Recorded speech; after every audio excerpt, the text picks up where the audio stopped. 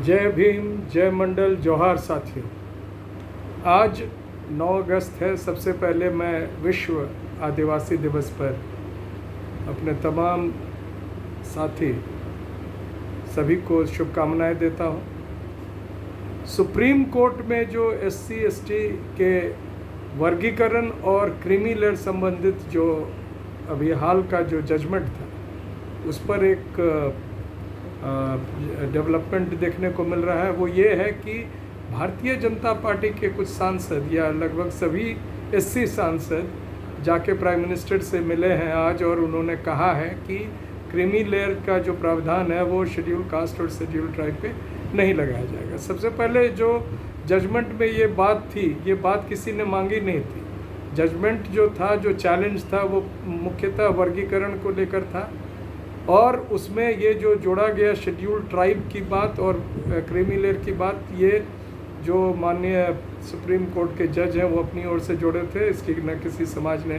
मांग की थी और न ही उस पर ये विचाराधीन था, लेकिन उन्होंने अपने जजमेंट में इसको दिया था। एक ख़ास बात जो है वो मैं आपको ध्यान दिलाना चाहता हूँ कि प्राइम मिनिस्टर ने ये कहा है कि हम क्रीमी लेयर के विरुद्ध हैं, लेकिन ये नहीं कहा कि हम जो है सो जजमेंट के और जजमेंट में जो अन्य प्रावधान है, ख़ास तौर से जो सिविल सर्विसेज को लेकर है या जो वर्गीकरण को लेकर है, उसके विरुद्ध है।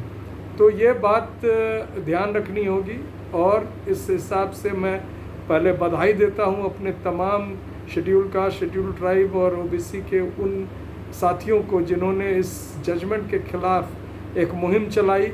और वो मुहिम चलाने वालों में जो 2-3 नाम मैं अभी लेना चाहूँगा, उसमें राजेंद्र पाल गौतम जी, डॉक्टर रतन लाल जी हैं, सुमित चौहान जी हैं, और भी लक्ष्मण यादव हैं, बहुत सारे हमारे साथी हैं, संदीप यादव हैं जो दिल्ली यूनिवर्सिटी में पढ़ाते हैं।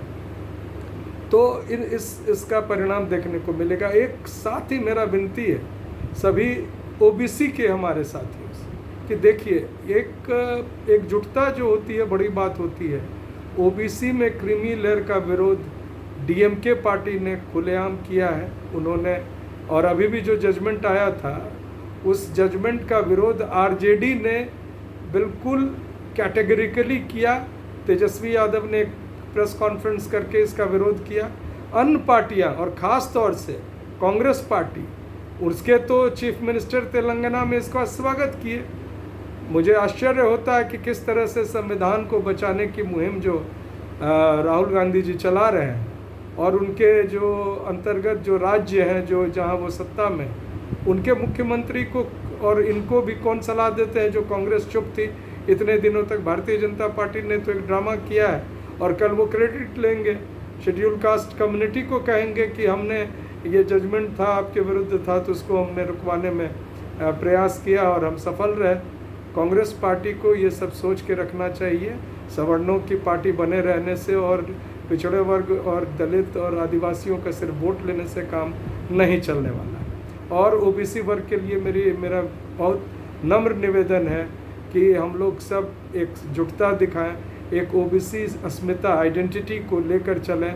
अगर अपनी जात को पीछे छोड़ के जमात की राजनीति करेंगे तो हम भी ज़रूर कुछ न कुछ प्राप्त करेंगे। इसी विनती के साथ, जय संविधान।